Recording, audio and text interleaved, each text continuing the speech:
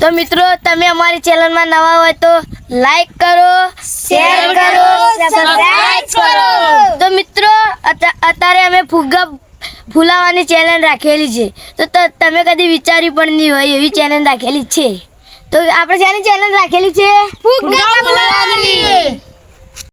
તો મિત્રો આજે આપણે શેની ચેલેન્જ રાખેલી છે, આજે આપણે શું કરવાનું છે અને ફુગ્ગા ફૂલાવાની ચેલેન્જમાં કોનો પહેલો નંબર આવે છે તેને શું ઇનામ મળશે બધું તમને કુલદીપ જણાવી દે હાલત.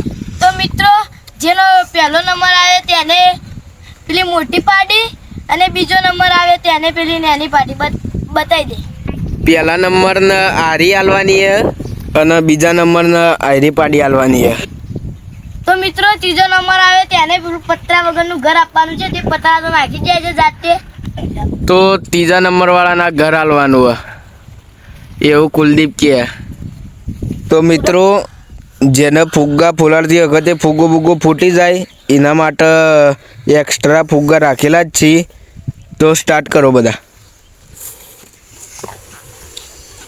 કોણ સૌથી પહેલાં ફૂલાડી દે ફુગ્ગો જોઈએ બધા.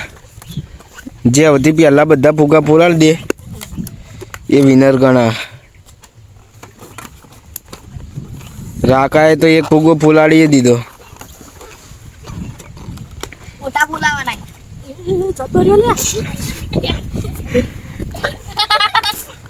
તો બીજુનો એક ફુગ્ગો ઉડી ગયો. તો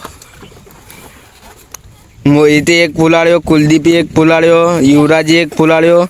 કુલદીપના બે થઈ ગયા, રાકાના બે થઈ ગયા. એક રાકાનો ઉડી ગયો.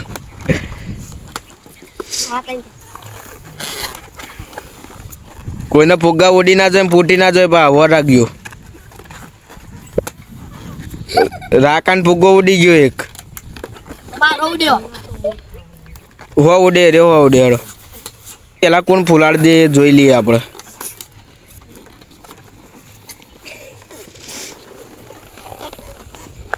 બીજો હમણાં મરી ફૂલાડી દો. બીજો કુલદીપ ફૂલાડી દો. હવે ત્રીજો નંબર કોનો આવે જોઈ લઈએ.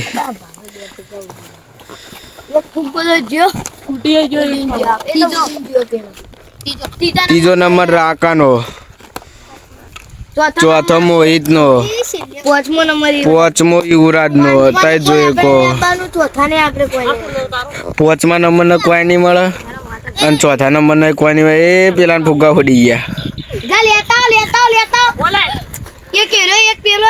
તો મિત્રો આને જ આપણા મુઢાઈ ફૂલાયેલા ફુગ્ગા આપણા બે પગે બોધવાના અને આપણો ફુગ્ગો ના ફોડવા દેવાનો અને બીજાનો ફુગ્ગો ફોડવાનો.